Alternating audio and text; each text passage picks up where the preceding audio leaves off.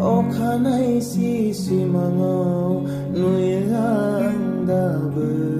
नोंनि हायना महर अराय समाव खोनायो आं दाबो नोंनि गोदै गारां उदां बोथोरनि बेलासे समाव सुदेमा बार बारनाय गोजोनलायनाय समाव बिरलाङो गोसोआ नोंनि सेराव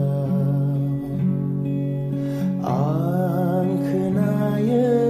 खोमसि हर गेजेराव दुखुथिया हाफिसा दाव गाबनाय दिखार नांहाब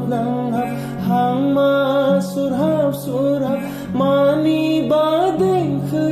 बोयो आयु आंबो